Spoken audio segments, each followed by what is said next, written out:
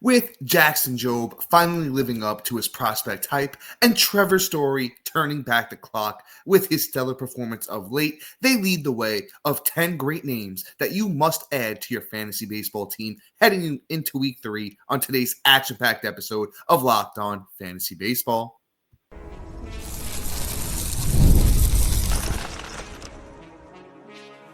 You are Locked On Fantasy Baseball, your daily fantasy baseball podcast. Part of the Locked On Podcast Network, your team every day. Hello, fantasy baseball fanatics, and welcome to the Locked On Fantasy Baseball podcast, brought to you by the Locked On Podcast Network, your team every day. As always, we're your number one source of fantasy baseball knowledge, and thank you for making us your first listen each and every day. I'm your host, Dominick Martino. Riding solo today. Matt's had a couple of days off. He's been on vacation. But you can see that if you're watching on YouTube. And if you're watching on YouTube and you haven't already, hit that little bell below. It's going to subscribe you to the channel and give you notification every time we drop a new episode. Or if you're listening on the audio side of things on a platform like Apple or Spotify that allows 5-star ratings and reviews, we would truly, truly appreciate it if you do that for us. But what's truly, truly most important, you guys need that little secret weapon, that little competitive edge against your league mates as the fantasy baseball season is in full swing. You know what? Give Matt and I a chance on the Subtext platform, because through Subtext, it's an in-depth, personalized experience through text messaging alerts that are going right to your phone, offering way more than we can in these 30-minute episodes. And like when we do these waiver wire episodes, we go way more in depth on Subtext. We rank these guys, give you like a waiver wire priority list on the order you should be prioritizing these guys in, a little bit extra details on them. And then even the most important part is those prospect call-up notifications. Once again, going right to your phone, coming in faster than anywhere else in the industry, with the big names like Roman Anthony, Andrew Painter, Nick Kurtz, and so many more on their way up to the big sooner than later. You're going to want those notifications faster than anywhere else, and you're going to get them through the Subtext platform. And once again, you can find the link in the bio if you're listening, watching, or it's available on any of our social media platforms. And this episode is brought to you by Monarch Money. Take control of your finances with Monarch Money. Use the code LOCKEDONMLB at monarchmoney.com for 50% off your first year. And all right, guys, I said it at the top, if you've been here before, and if you haven't, just going to throw it out there. This is a waiver wire episode. We got 10 great names for you today. We're going to start with pitching, then we'll move into bats in the second half. But I'm super excited to talk about this first guy. He's finally starting to look pretty good. And it's Jackson Jobe of the Detroit Tigers. If you've been around, we've talked about him a lot. That's the big 6'2" righty, 190-pound pitching prospect, Jackson Jobe. He's starting to look the part a little bit finally, right? Jobe, through his first 3 starts, has a clean 3 ERA through 15 innings, 9 strikeouts. The walks have been the problem, 8 walks, a 1.13 whip though, which isn't too bad. Only giving up 9 hits, 2 homers over that time. You don't like that total so far, but he's looking better. He's starting to, as I mentioned, look the part of the former arguable number 1 overall pitching prospect in all of baseball. Last time out, he went 6 innings against the Twins, got the wins, only struck out 2, but didn't give up any earned runs. And honestly, he looked great, only allowing 2 hits and 1 walk. And honestly, it's been an improvement every time out for Jobe. My famous saying, once again, I promise you guys, I'm going to get it on the shirt. Progression isn't linear. Jobe is just getting the feeling out prospect of process of the bigs, and he's working it out, and he's getting there. He's only 50% owned on Yahoo. He's an absolute must add, in my opinion. Honestly, it's a pretty much pause the podcast moment, see if Jobe's available, and pick him up. Love the kid, has the tools to be, honestly, one of the better pitchers in the game. Got that big fastball, sits about 97. Needs to work on, getting that movement that he needs on it. That's not playing super well. Honestly, he's getting hit at a 286 clip on the fastball. Something he's going to need to get under control if he's really going to figure things out here. Everything else looking pretty good. The same sinker's getting hit around a little bit, but he only throws it about 13% of the time. Needs to get that straightened out. It's a pitch that he has started incorporating more this year. So if he gets that sinker working, that fastball, back where it needs to be, I really, really think he can, figure this thing out. I think he can be very good. Actually, the X batting average looks bad against the sinker, but the actual batting average against looks pretty solid out of 111. So I think Jobe is really on his way. I think we need to add him now. A couple more good starts from him, and he's going to be universally owned. I want to be ahead of the curve. Jobe is still only 22 years old, and I think he's going to finish the year with pretty strong numbers, and I think we'll be drafting him pretty high next season. Let's move on to somebody who I'm not as high on as Joe, but I do like the name. Let's talk Andrew Abbott. Abbott's back, dealt with injury coming into the season. He's officially back in the bigs, and he looked solid in his first start back, and he's had decent results so far in his big league career. In his first outing since being back from injury, came against Pittsburgh on April 12th. He went 5 innings, struck out 5, got the win, gave up 1 earned run, 2 hits, 2 walks over those 5 innings for Abbott. Only 11% owned on Yahoo. Not in love with him, but your deeper leagues or NL onlys, he's probably out there in a few of those. I'm not going out there and grabbing him everywhere. Had a decent first 2 seasons in the bigs. We'll include the 1 start this season. We'll give you Abbott's career numbers. It's 47 starts, a 3.75 ERA, 252 innings, 239 strikeouts, and a 1.29 whip. I'd expect him to be pretty similar. He does have strikeout upside. That's the thing with Abbott, right? When he was down in the minors, he had a couple of really, really strong strikeout seasons. Not saying he's going to be a monstrous K per 9 guy, but I think he can get to around a K per 9 in the right situation. Back in 2021 in college, 106 innings, 162 strikeouts for Abbott. Back in 2022 in the minors, 118 innings, 159 strikeouts for Abbott. So he is a guy who does have strikeout potential. And then even in 2023, 54 innings in the minors, 90 strikeouts. So some upside there with the strikeouts. It's tough when he plays in Cincinnati for, most of his games, or at least half of them, in Great American Small Park. I do like Abbott. A little bit of a deeper league play in your deep 12-mans, maybe if it's just a very competitive pitching atmosphere. I'd look Abbott's way. For now, though, in most leagues, we're going to throw him on the watch list, and we're going to see how things develop here for Abbott. Let's get this next guy in. Actually, his teammate. Let's talk about Emilio Pagan. He's been pretty solid closing for those Cincinnati Reds. Yes, Alexis Diaz is supposed to be back at some point. He might already be back. Honestly, not a Alexis Diaz owner. I'm just going to fact check myself here. Yeah, he isn't back yet. Still on the IL. Hasn't been a decision made about when he'll return. And, Terry Francona himself, as I'm reading here, has indicated it might not necessarily go right back to Alexis Diaz. So I'm picking up Emilio Pagan, at least for now, if I need the saves. Pagan is 26% owned on Yahoo. Once again, plays for those Cincinnati Reds. If you didn't catch that already. Pagan himself, read you those numbers on the year, 7.1 innings pitched, 5 strikeouts, 4 saves, 4 for 4 on save chances so far here in the early going for Emilio Pagan. 1.23 ERA and an 0.41 whip. I'm loving it so far. I pick him up. I pick him up wherever you can, and if you need a closer just to ride the wave, worst case scenario, you have to drop him, look another direction. But that's how this closer situation winds up being all year long. It winds up being, an in and out type of thing. The guys come and go. But we really do like Emilio Pagan. He's closed before. He's been a solid closer at that. Add him everywhere. Add him everywhere where you need a closer, and just see where the thing goes, because there's a chance that Alexis Diaz comes back. He doesn't pitch well, and Emilio Pagan just kind of rides the season out as a decent closer. He could have a low 3s to high 2s ERA, a decent whip around a K per 9, and he can wind up with 30 saves, by the time we look back at the end of the year. So I'm adding Emilio Pagan in spots where I need a closer, just because he has the experience, and I think I just want to kind of see where the situation goes, so that I don't trust Alexis Diaz.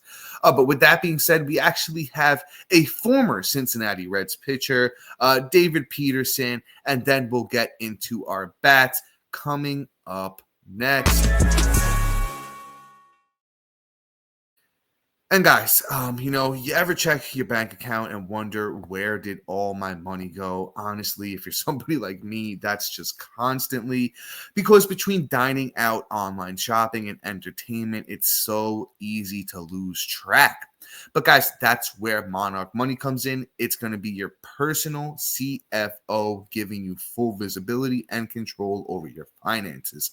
Monarch Money isn't just a budgeting app. It's a complete financial command center where you can track all of your accounts, investments, and spending in one place. So you just stop managing your money and you start building wealth. Guys, with their surprise insights, when I personally started using Monarch, I realized just how much money I was spending on food delivery. And guys, it was way too much. Now I budget smarter and save more. With Monarch, that's just, how they do it over there. And it makes it, super easy, with the easy collaborations. Managing your money with your partner is smoother than ever. You can track shared and personal accounts, set goals, and stay on the same page without the stress. Take control of your finances with Monarch Money. Use the code LOCKEDONMLB at monarchmoney.com for 50% off your first year. That's monarchmoney.com.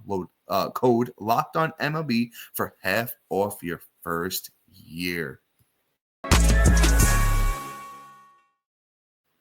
And folks, before we jump back into it, I just once again want to talk to you about joining us on the Subtext platform, because through Subtext we offer so much more than we can here in these 30-minute podcasts. It's just tough to get you all that extra info when it comes to waiver wire ads, getting them ranked, those prospect call-up notifications coming in faster than anywhere else in the industry. You don't want to miss out when Roman Anthony gets that call. Going to want to have him on your team, and we're going to help you do that through Subtext. Plus, you can ask us all your personal ad drop questions. You can send us over your team if you need some help. And Matt and I will help put you over the top and help you get to some fantasy glory this season. So once again, check us out on Subtext. The link is in the bio if you're listening, watching, and it's available on any of our social media platforms. So guys, check us out over on Subtext. But let's get back into this. I promised you a former Cincinnati Reds pitcher, and I got one for you. It's Tyler Mahle. To be honest with you, I've always been like a guilty pleasure Tyler Mahle fan. He's good, man. If he could just stay healthy and stay in line, he can get it done. So far, Tyler Mahle, through his first 3 starts, he's won 2 of those. He's got a 1.32 ERA and 0.88 WHIP, and through his first 13.2 innings, he's got 12 strikeouts. And if you've forgotten, Tyler Mahle is now on those Texas Rangers. Good opportunity to potentially win some games over there. And once again, it's just more of a health thing for Mahle than anything else. When he's out there, he really gets it done well, gets you those strikeouts, could win some games, as I mentioned previously. And all the pitches look like they're working pretty well for him. The fastball looks pretty solid. Split finger looks good. Throws that slider and cutter, around 10 and 9% equally. Cutter not doing so well, but thankfully that's the pitch he throws the least amount of the time. Mahle is owned in 17% of leagues on Yahoo. I like Mahle a little bit more than Abbott. I like him a little bit less than Jobe. So if you missed out on Jobe, I'd go out there and see if you could snag Mahle. He's up to 94 pitches. He's a guy who can give you length. He threw 7 innings in his last start, and that was against the Cubs too. I want to highlight that the Cubs have been one of the best hitting teams in all of the league right now. In April 19th, Mahle's last start, it was 7 innings, a win, 4 strikeouts, a 1.29 ERA. And he only gave up 2 hits and a walk in that one. His next start is projected on the 16th against the Angels, another team that is not super scary. You get past Trout and Kyron Paris. There's not really too much else going on over on that team. So I would grab Mahle, even if it's just to grab him for that Angel start and see where things go, because he's proven, he's been pretty solid in his career before. Not somebody who's going to be overly successful, but if he gives you a 3.65 ERA with a K per 9 and a decent whip, it might not be stellar, but a decent whip, we'll take that, for a guy who we can grab off the waiver wire right now. Let's move into our last pitcher before we jump into those bats, and let's talk some David Peterson. I like David Peterson, another guy kind of always been one of those guilty pleasures off the waiver wire. Big strikeout, bad whip, good ERA. Story of his career, not somebody who I expect to break out. Peterson is 36% owned, plays for those Mets. If you didn't know, and he's been good through the first 3 starts. I think I read you off those numbers. If I didn't, I'm going to do it again anyway. 2.70 ERA for Peterson through the first 3 starts, a 1.38 WHIP, 16 innings, a 16.2 innings, 17 strikeouts. I like it so far. The WHIP in the last, the WHIP has gotten better over, the starts here. That second one was a little bit rough, but hasn't looked too bad. Peterson gets the Cardinals this upcoming week here in week 3. I like it. Not a super tough team. They got some young boys over there that are hitting. Along with Arenado and Contreras. If you could work your way around them, it's a little bit tricky, but they're a team that goes hot and cold, especially notoriously over the last few years. I like me some David Peterson. Once again, 36% owned on Yahoo. Him and Molly are close. Probably would take Molly. Definitely don't like him as much as Jobe. But, Peterson, grab him where you can. Could give you some strikeouts, but once again, not protecting whip there at all. Peterson has never been a good control guy. So he's not somebody I'm really grabbing if I'm, trying to maintain a solid whip at that point in the week. But not a bad ad. Not a bad ad at all. David Peterson, New York Mets, could potentially win you a couple games too. He's got 1 win through his first 3, and the Mets are, playing pretty good. Let's get into the bats. Let's talk about some hitters here. And I mentioned him early. He's turning back the clock. It's Trevor Story. Look, his first, 61 at bats. He's got 17 hits. That's good for 279 batting average. He got 6 runs, 2 homers, 5 RBIs, and 6 steals for those Boston Red Sox. And Story, been hitting 5th consistently. His last game on April 13th against the White Sox, Story went 3 for 4 with a home run, 3 RBIs. 3 games before that, he had 4 steals. He looks great. Honestly, it's pretty cool to see Story healthy and, hitting well. I really like what he's doing, but I don't think he's going to stay healthy, especially stealing bases at this pace here. I'm adding him where I can. 39% owned shortstop. We've had some injuries. It's been a little bit tough to find some consistency, especially in deeper leagues at that position. So I'm grabbing Story, grabbing him where I can. He can provide, obviously, speed, power, RBIs. Potentially runs even in that Boston lineup that's been really good so far. Like I said, when you could grab a guy like this that who he is in his career, even if the batting average comes down to 250, 260 mark, maybe even a little bit lower if he starts really struggling, but he's hot, and I think he's found his rhythm. I think a lot of his problems over the past 2 or 3 years have just been really injury here at Trevor Story. So former All-Star, I think even former Rookie of the Year, if I'm not mistaken, with Trevor Story. So I'm going out, I'm adding him where I can, and I'm riding the wave. I'm riding the wave. I'm seeing where it goes here with Trevor Story. 39% owned on Yahoo. That's up 9% over the last day or so. So you're going to go out there and grab him where you can. Those 6 steals already are super enticing for a guy like Story, and I don't think he's even really started tapping into the power yet through the first 16 games like he really can, because he can give you power in bunches, and I'd rather see him sacrifice a little bit of that speed to give you a little bit more power. But Trevor Story, one of the guys I like, probably the best out of the bats we're going to talk about today, but we'll see where this goes, right? And before I jump in and give you the rest of these bats, and I'll tease a little bit, I got a name like Cam Smith and more coming up next. And come on, guys, this is one of my favorite things to talk about here on this podcast other than baseball. Come on, are any of you guys out there looking for a snack that's both delicious and nutritious? Crack into a good source of protein with Wonderful Pistachios. Wonderful Pistachios is one of the highest protein nuts. Each 1 ounce serving has 6 grams of protein, giving you over 10% of your daily value. Plus, they're packed with fiber and better-for-you unsaturated fats to help keep you fuller for longer. And guys, personally, I love the no-shell variety. It's the perfect grab-and-go snack for busy days, whether I'm snacking at my desk on a road trip or, even at my dad's house. Sorry, Dad. Guys, I mentioned to you, anytime I'm over there, my dad's always got the Wonderful Pistachios, and I'm snacking on them. So sorry, Dad. I just need that, quick protein boost, and it's perfect, even if you're going right before the gym, right? So that's why they're always my go-to. And if you personally love cracking open every shell, that's satisfying, with that crunch, the in-shell option are a classic favorite. So get snacking and get cracking with the protein snack that packs a protein punch. Visit wonderfulpistachios.com to learn more today. And all right, guys, let's jump back into it here. Got a couple more names for you, and this one's a fun one. Let's talk about Cam Smith, Astros prospect, who actually did make the team, out there getting some ABs. Started off really slow, but he's looked solid of late. Last few games, have been good. Looking back since April 8th, after a few days off, he came back strong. 1 for 3 on April 8th with an RBI. April 9th, 2 for 4 with a run and an RBI. April 11th, 2 for 4 for Cam Smith. Breakout game, first home run, 3 RBIs, and a steal. And then in his last game against the Angels, Cam Smith with 1 for 3 with a run and an RBI. He's 27% owned on Yahoo. This kid is, one of the higher-end prospects in baseball. I'm grabbing him where I can. I'm grabbing Cam Smith where I can right now. I want to see if he can capitalize on this opportunity.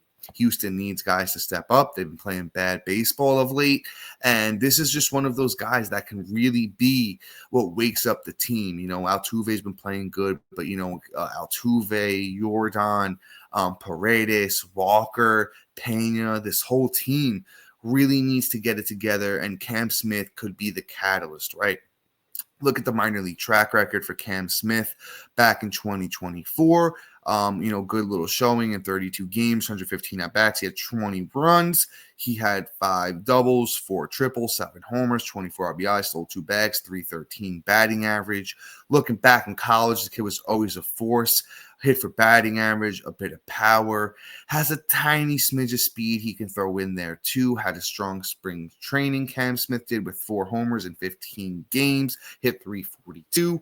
So a kid that could potentially give you a little bit of pop, some good batting average, maybe driving some runs here. For this Houston team, he's been hitting 8th, so maybe going to give you more runs than RBIs depending on, how it goes here. I think Cam Smith could find himself in a little bit higher spot in the lineup if he keeps performing well. So keep your eyes on Cam Smith. I'm adding him probably in those little 12 mans, 5 outfielder league, stuff like that. Grabbing Cam Smith, who is still 27% owned on Yahoo. Pick him up now. I really think the kid's got some upside. So let's move on from Cam Smith to Josh Smith. And if you're a basketball fan, I'm not talking about Josh Smith of the Atlanta Hawks. I'm talking about Josh Smith from those Texas Rangers. And he's looked real good. He had a strong year last year, or he at least played well, in parts that, Josh Smith did last year. I like what he could bring to the table. I'm not super ecstatic on him, but you know what? He did hit 258 with 13 homers and 11 steals last year in 149 games. Has a smidge, a little bit of pop, has a little bit of speed. Not a super big batting average guy, but it looks like he's, taking steps in the right direction here. And, only 16% owned on Yahoo, 3 positional eligibility here for Josh Smith on Yahoo, 3rd, short, and outfield, and the numbers so far are good. Josh Smith on the year through his first 34 at bats has 12 hits. That's good for a 353 batting average. And Smith also has 8 runs, a homer, 3 RBIs, and 3 steals. He's been hitting third, or at least he hit third today. No, he's been hitting third pretty consistently, actually. Last 3 games hitting third for Josh Smith. I like it. Not one of the, super sexy names we're going to talk about today. But you can add Smith. I like the position eligibility. I'll tell you that. That's middle infield, that's corner infield, and that's also outfield. So, even in a little bit of those deeper leagues where you have to play those positions, 16% owned for Smith, juice the orange while you can. And, I don't think it's going to be a long-term solution, but at least while he's hot, you're going to be getting those stats. And he's one of those guys you work into a trade this time of year because of the eligibility. You find a team that needs a bench bat. Hey, Smith is good. He had a decent year last year. You hype him up. And I think you could sneak him into a trade because I don't think he's a long-term solution. But like I said, juice the orange while you can here with Josh Smith of the Texas Rangers. Let's move on to somebody who used to be a pretty high-end prospect. It's Michael Busch. Michael Busch, back with the Dodgers, never really got his chance to shine. Now goes over to those Cubs, playing pretty consistently, showing off pretty well, and had a monstrous game. Back on April 12th against his former team, the Dodgers, went 4 for 6 with 4 runs, a homer, and 3 RBIs. Hasn't been playing super consistently every day, but when, Busch has been out there, he's been, hitting pretty well. He's been hitting cleanup for this Cubs team, good opportunities for RBIs. The runs have been stellar, has a little bit of pop, has a little bit of sneaky speed in him.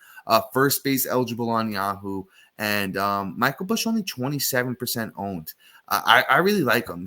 I think he's going to be a sneaky good pickup. I'll tell you this. So I know we've had the Torkelsons and the Tyler Soderstroms and the guys like that at first base that have been great pickups. And a lot of us have probably grabbed them because as Matt and I were telling you to grab those guys. They're highly owned now, performing well still. Busch is kind of if you missed out. If you missed out, you need the corner infielder. You're in a deeper league. I think you grab him, you throw him on your bench, and you see where this goes. Because Busch is a guy notoriously hit for average in his minor league career, showed off pop, could hit you some home runs. I think in a higher end, outcome for Busch, hits you 280, 22 homers, gives you 85 RBIs and 85 runs, chips in like 10 steals, could wind up being really useful. Like I said, higher end outcome for him. But you know what? I want to ride the wave with this guy and see where the thing goes with Michael Busch. He's played the last 4 games for the Cubs. Like I said, they trust him to hit cleanup on a team that's been successful. Go out there and grab him. Go out there and grab him while you can. Michael Busch, once again, first baseman, 27% owned on Yahoo. Let's move into this last guy, and this last guy is more of a deeper league cut. Christopher Morel, somebody who I wish really, just could have been a better player, man. Had a lot of pop in the bat, was playing good for the Cubs for a while, started striking out way too much. Just had never really figured it out. Goes over to Tampa Bay, still over there. And, the thing with Christopher Morel is he's got pop. He's got speed. If he can figure it out and get some real, consistent playing time, I think he could be a threat. But I don't know if it's going to wind up working out here for Morel or not. Yet to remain seen. Good start to the season, though. Morel through his first 13 games, 270 batting average, 6 runs, a homer, 3 RBIs, and 2 steals. Love the eligibility for Morel on Yahoo at second, third, and outfield, 20% owned. Last few games here have been pretty solid. On April 11th against the Braves, Morel went 3 for 4 with a homer and 2 steals, 2 runs as well.